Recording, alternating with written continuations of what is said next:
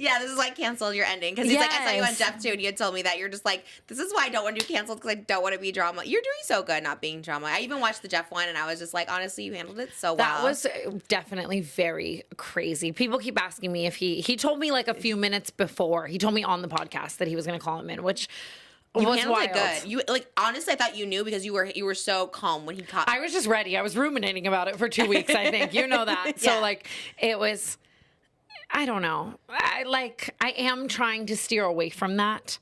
Like drama. Like, you know what I mean? Yeah. But at the same time, it is a message for all the girls out there who are maybe like in a more male-centered environment, or standing on business against a man, or, you know what I mean? Like, I stand on that. You know what I mean? Don't let someone intimidate you from something that like happened, you know? Yeah, don't let someone lie on your name, and stand on it even when it's not the easiest thing. But you handled it well, and I feel like you did it in such a non-drama way, in the sense that like no drama channels picked it up. You know what I mean? Because it was just because I really wasn't trying to like say mean things. It was just like, I don't want to be friends because I think you're a liar. And even the way you said to Jeff was like, you know, you're just wary because you are his friend, and you're just like wary of like this. Yes, you know? and I know that he is definitely one of those boys that is so like the boys, and you know, that's interesting for sure. But like, yeah, I still just caring about him as a human being, and just like, even just if you became friends with someone right now that had done you really wrong, I would feel the same way. You know, when I care about people, it's like, be wary, that person did you wrong. And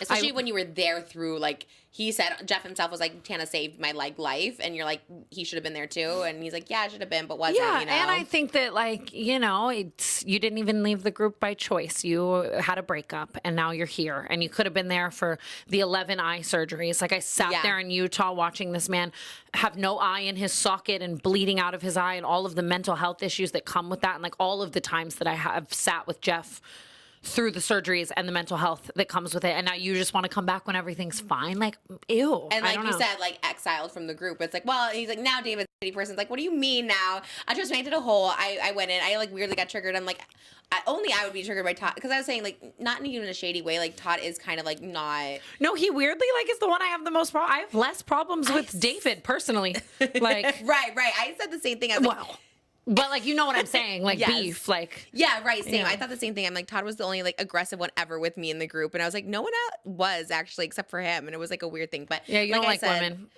He doesn't like women, and I stand on that. I always like wish he would, like be better. But I was watched that and it infuriated me. But you held it well. I did my whole rant on Just Trish. Actually, I don't go on the chat often when it's premiering live. But today I did for literally 1 second. And Jeff Whittick is in the chat, like just chatting with people about this, because you guys were our main segment at the end of the show, and he was in the chat.